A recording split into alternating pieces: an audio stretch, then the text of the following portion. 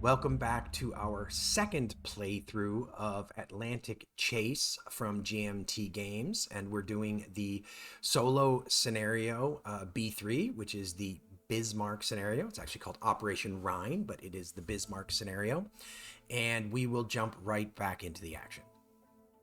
Okay, we are back, and it is the German initiative. So first things first, roll for weather. Weather stays good. So there's no really good accessible convoys on the board. I could go after this convoy, but that's going to put me in airstrike range. I've got a carrier here. I've got air bases all up and down here. So I think what I'm going to do instead is I'm going to try to put some segments on this trajectory, and I'm going to head to one of these rendezvous markers and see if I can't get something good to happen while I sort of little bit of stall for time to try to have the British put another convoy on the map, which is what I need in order to give me a target. I just don't have a target right now. So I'm going to go... Actually, let's see. I'm not going to go that way. I'm going to go this way because I don't want to get within 2 of this airbase. And going through here would have put me within 2 of that airbase. So let's tidy this up just a smidge.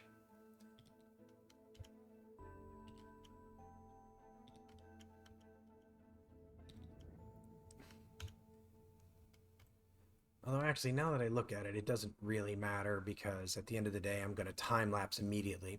So, and that is what we're going to do. We're going to time lapse immediately. I don't want to do a naval search for any of these guys. I don't think I do anyway. No, I don't. So I'm going to time lapse, which is going to take me down to here, but that is going to pass the initiative over to the British.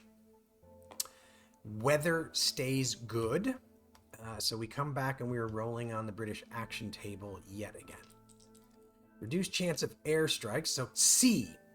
So that's not a terrible result for me, because what that means is that the British are going to attempt to complete this convoy. Let me just double check and make sure they're... I don't think they're going to put a new convoy down. Okay, that is correct. There are some cases in that result, but we didn't meet where you could end up putting a convoy down, but we didn't meet any of them. So this convoy is going to make its way to Clyde. Tidy this up real quickly. It's probably easier to play this game if you don't have a certain level of OCD where you kind of want this to look nice and you're okay with the trajectories being just all higgledy-piggledy, but unfortunately that ain't me. Okay, so we do that and then we're going to time lapse. So this very slow convoy is going to time lapse and remove 2 segments, and that is going to return the initiative to the Germans. Weather stays good, and the Germans now have an opportunity to go after this convoy. Now, it puts them very squarely in the middle of all this craziness. And if I go after this, they've got coordination, which is going to make it harder for me to find them. But I feel like I still kind of have to do that. That is my mission here, is to disrupt shipping. And so we're going to lay down a trajectory segment, and then we're going to do a naval search for this. So we've got 13. The British have a trajectory of length of 9. We have a trajectory length of 4. And let me just mark this. So this is the active task force. Now the disadvantage to this is it's going to allow this guy to time lapse when we are done. Actually, sorry, just to be accurate. This should be the active task force. And this is the coordinating task force. So we are on the 9 column, and they should have a -1 for coordination in good weather. So naval search on the 13 column with a -1. Okay, that is on the 3 side, is what it's telling me. So that is an early or late result. So we punch a hole and then we'll eliminate these segments. Now the problem is that that didn't really, like that, if I go after the convoy there, I'll get back within airstrike range of that guy. So first things first, we'll have this convoy complete. Now let me just double check. I think those are both, no, sorry, Prince of Wales is medium while the Hood is fast. So they can only remove 2 segments. No, sorry, medium they can remove 3. Medium speed they can remove 3 segments. So now the question that I have is whether I want to, like, which end for the Germans do I want to remove from? And I think given what I'm staring at here, I'm going to remove, well, I think I'm going to remove these 3. I have to get there eventually, but I think I'm going to take some risks here and continue to go after that convoy. The odds of an airstrike have gone down a little bit, so I'm going to be a little bit more risky with potential airstrikes. So now the British attempt to seize initiative. And they do not, so we will maintain the initiative here. So the Germans are going to, once again, they're going to do a trajectory action. And we're going to lay down, again, we want to, this is one of the things where I think human players are probably a little bit better than the solo bot. The solo bot would end its trajectory right here. I'm going to continue it. I think I am anyway. Yeah, because it doesn't really change the column that I'm on, but it means that if I get an early or late result, I don't end up giving them an evasive maneuvers marker. So I think this is one place where the solo bot probably gets things a little bit wrong with its insistence that you use the shortest trajectory. So now we're going to do a naval search. We are on the 7 column. And this time there is no coordination going on. There's nothing else in that hex. So this is just a straight roll. And with a 9, we get a contact marker and a shadow result. So that is good. So we will, let's see, what will we do? I think, let's eliminate this. And we get a contact marker. Goes on to this trajectory segment. And the Germans time lapse, which turns them into a station. This is, it's a lot of very short trajectories. Everything is centering here. The net, let's say, is tightening around the Bismarck. So now the British are going to attempt to seize initiative. They do have a +1 for their tally marker, but they do not seize initiative. So now we are going to naval search again. So the trajectory length is 3. We have a contact marker and we get a +4 because that task force is very slow. The convoy marker, you will see, is very slow. So we are going to be rolling on the naval search on this column over here with a, oops, I deleted my dice at some point. Okay, so we're rolling on this column here, and what I'd really like to do is to get a 12, because that would allow me to have a round of battle, but either way, if I can maintain the initiative, I've got a chance of doing some damage here. So +4 to this roll. So an 11, just short. So we contact and station essentially. So we get a contact marker, but we already have one. And we are going to turn this into a station. So this is now, just do it that way. That'll be simple. So that is now a station. So now we are rolling for seize initiative, but with a +2. And the British seize the initiative back. That would have been a very good time to maintain the initiative, because I would have gotten, as we saw last time, I probably would have gotten a surprise attack in, but unfortunately it is not to be.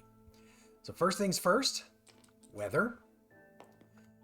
Weather stays the same. So this is a somewhat momentous roll on the British action table to see what happens. We get a 4, which is a convoy result. Now, we haven't done this before. I think, however, this has the potential to put another convoy on the map, which is good for me. So it does not put a convoy in play because there's already a convoy on the board. But what I do is I roll a die. If it's even, I treat this as an X result. If it's odd, I treat it as a C result. So it's odd, so I'm going to treat it as a C result. So this convoy is going to attempt to complete. So it will start by performing a trajectory action. So let's move that off to make some room, make this a little tidier. And then it will continue attempting to steam towards Clyde. Now, unfortunately, what that does to me, which is really as unfortunate is, I don't really stand a good chance of... I stood a good chance of creating a battle when this was a station, and now I've kind of lost that. We do put an intel trigger on it. Because it has got a trajectory, or putting it on a trajectory and a hex there. But then it is going to time lapse. So it is intel limited because it's very slow. So that is going to come off the board, but with it will come both the intel and the contact marker. And with that, the initiative passes back to the Germans. Weather roll. The weather remains good, as it has kind of throughout this scenario. I could go after this segment, but if I do, he's very likely to get an early or late... he's very likely to get an evasive maneuvers marker. I could go after this segment, but then he would be getting coordination from that, although that's still probably my best option. I think that is my best option. So I'm going to sort of perform a trajectory action. And I am going to attempt to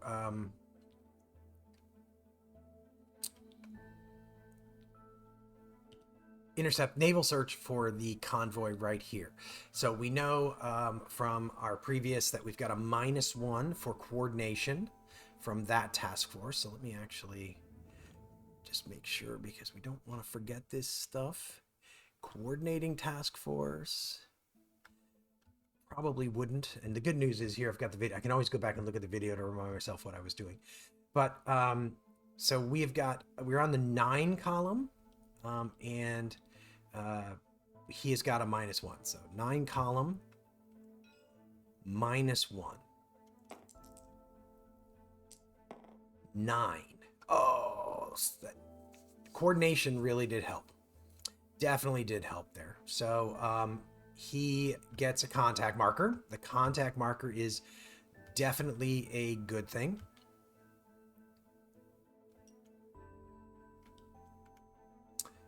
So that this trajectory here has a contact marker. And we got a shadow result, which gives him an evasive maneuvers marker.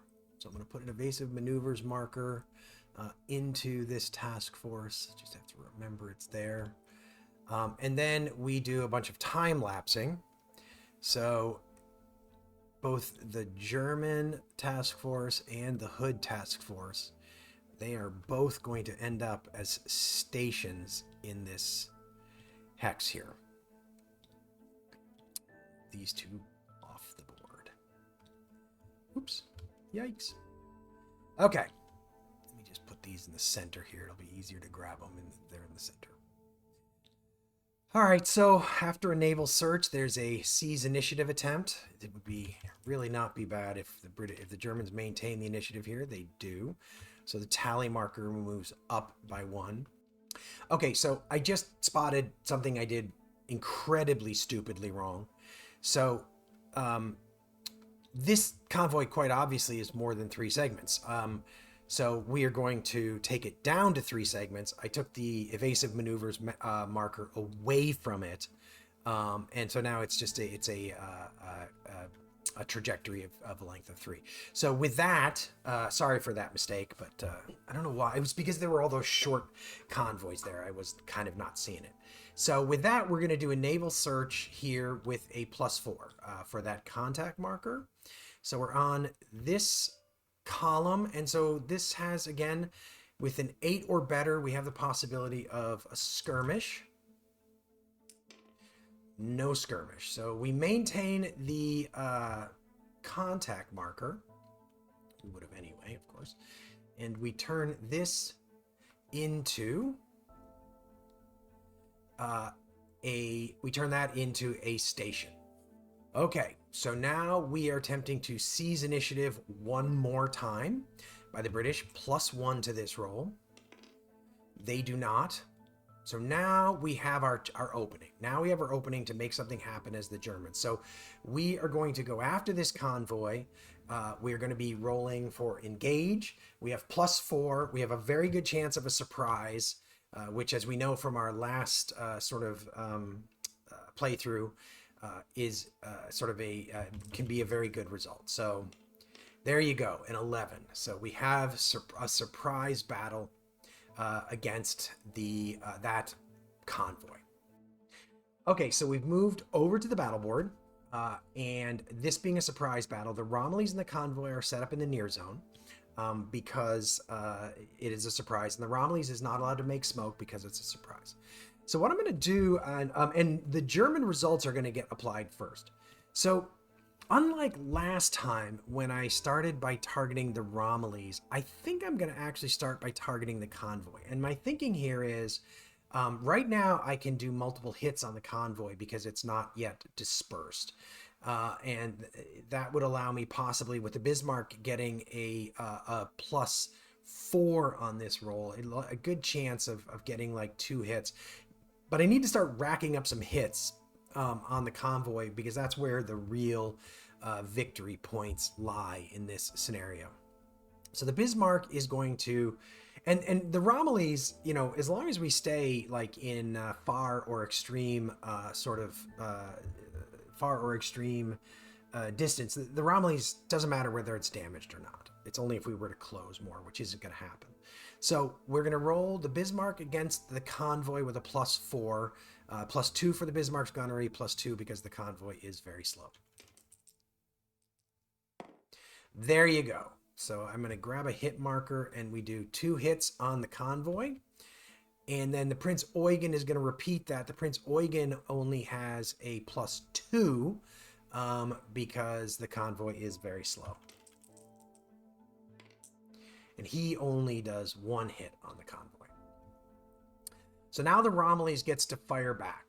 So I hadn't checked this last time, and I wanted to just confirm who the British would be targeting. And it says that they target the most lethal ship, which is the one with the highest gunnery factor. So they're definitely going to target the Bismarck. So the Romillys is targeting the Bismarck, and they do not get a hit. So we move on to the maneuver step. And in the maneuver step, they will maneuver back to the far zone. We will maneuver to the near zone just to keep the range at far as opposed to extreme, so that we're rolling or sort of long as opposed to extreme. Then the Romillys will make smoke. It is not damaged, so it can make smoke. So it's going to make smoke in this situation. And then they are going to attempt to break away. And as per last time, this is an even roll. It's -2 because there are enemy ships in the near zone and because an enemy ship is faster. Actually, both of them are faster. And then +2 because both of its ships are in the far zone. So they are rolling. And just to be clear, this is... Well, actually, this is still round 1, so they are rolling to break away, and they do not do it. So we move on to round 2. So in round 2, the firing is simultaneously, but the Bismarck will once again target the convoy. This time, however, they only have a +3. They have 2 for their gunnery, 2 for very slow, but then we do take 1 away for the smoke. So +3 to the Bismarck's roll. So with a 7, that gets us to 13. So the Bismarck does 2 more hits on the convoy. And then we move to the Prince Eugen. The Prince Eugen is going to be only at +1. +2 for the convoys, speed, and then -1 for the smoke. Oh, but the Prince Eugen also plonks a shell into the convoy. And then the Romillies will fire back at the Bismarck and will not do any damage to the Bismarck. Okay, sorry, I just went to check something because I realized it made sense to look at this. So this convoy during the last turn's maneuver step would have dispersed, and they would have dispersed because at that point they had taken 3 hits. And so because of that, the Bismarck can actually only do 1 hit on them. So I'm going to remove one of those hits from the VP track because the Bismarck would not have hit it twice in that case. So we move on to maneuver for the 3rd round, and neither of these, nobody's going to move because it doesn't fundamentally change anything. But then we will roll for breakaway. And the British do not manage to break away, so we are going to finish up with round 3 here. So once again, the Bismarck +3 against the convoy.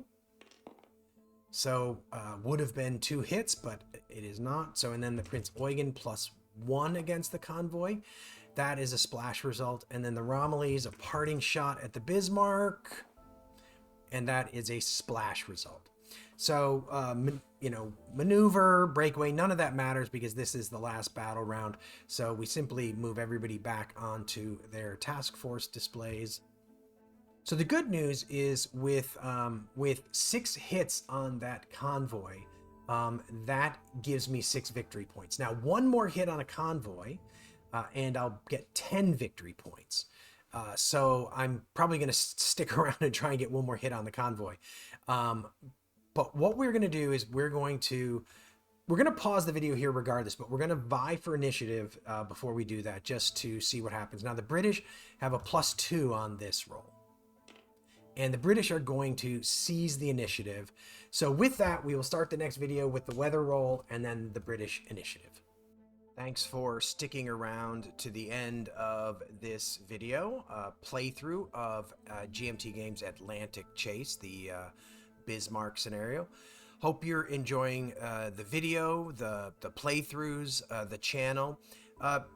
Please leave comments with suggestions on things like games that you'd love to see come to Agility Snips gaming table or improvements that can be made to the channel. But we will see you in the next video on Agility Snips gaming table.